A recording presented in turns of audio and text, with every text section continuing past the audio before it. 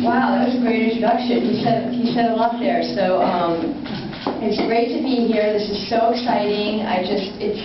It's like a dream come true to see. It's almost like you guys are all like seeing this is my life. And actually, it has been my life for pretty much ever since I left New Britain. To go to school, and then I've been in the shoe industry for quite a while before I started my own brand. And I just wanted to tell you a few things sort of about why I do what I do and give you a little insight, a little deeper than what you're seeing on the wall here. But first, I'd like to just again second what you were saying and thanking people. And the team here at the New Britain Art Museum has been absolutely amazing. This has been an example of a project that has just been seamless, and they've been a joy to work with. Morgan Dippinger and Linda Mayer and John Yurgo, who put the exhibit up. And I also want to point out my assistant, Christina Gress, right here, who's been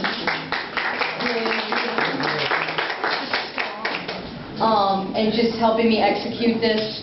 And also my sister, Debbie Baum, right here, who's my sort of connection to Connecticut, connection to Hartford, New Britain. And so I do still have some peeps in the hood. And her husband also, David Baum. And I'd also like to thank my husband, who's back there somewhere, because obviously married to someone that does this has to be not always easy, because you can tell there's a lot going on. So he's wonderful. But just to give you a little insight into what motivates me and just why I do what I do, because people ask me a lot of questions about it, so I thought I'd give you a little bit of a deeper insight. I'm going to start with, people say, why do you do shoes?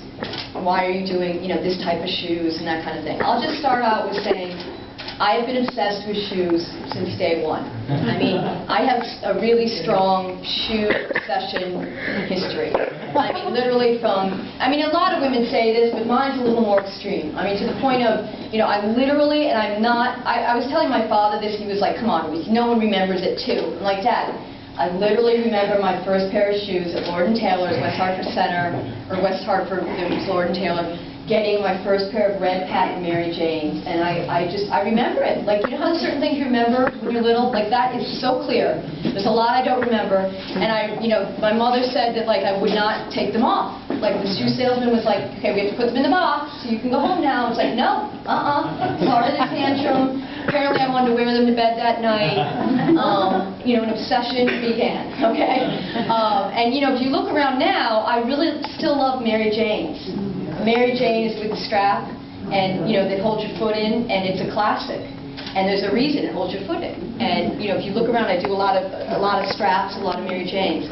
Then I remember I got a little older. We talked about Moreland Hill, coming home here, and I had the Moreland Hill girls today I spoke with. I remember another very clear memory is my sisters, I'm the youngest of 6 kids.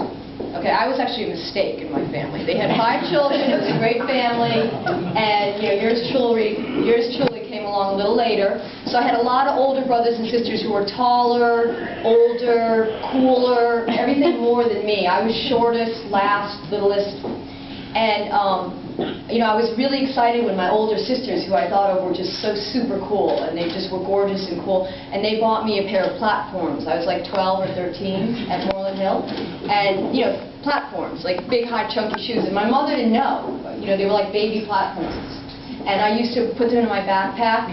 And then when I got to Moreland, I used to switch it out, and I realized, like, that was my first sense of, oh my God. Like, I put them on, and I instantly commanded attention, and it was great. I was also as tall as my sisters, finally. So that definitely began the obsession with the high shoes. Like, I definitely like skyscrapers, high shoes. And, it just went on. Even to the point recently, it's interesting, I was going through some old storage, and I used to love art. I used to sketch.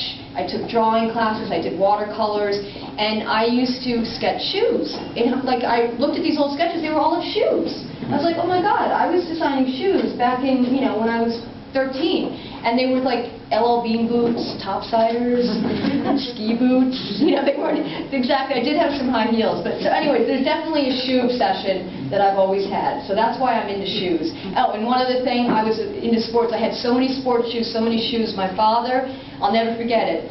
Don Davis, looked in my closet. He's like, okay, girlfriend, we got to talk. This is out of control. He looked in my closet. The whole floor was shoes. And again, a strong memory. And he said, you know what? I'm just telling you right now. I'm a businessman, whatever. You're definitely going to have to get in the shoe business because that's the only way you're going to support this habit. So the seed was planted on that point. Okay, so the shoes is a given. Next, let's talk about why I do all the things I do with the shoes. I always had a strong interest in sports, and I loved sports outfits. I was an athlete, and all growing up, tennis, skiing, running, what have you, and that was my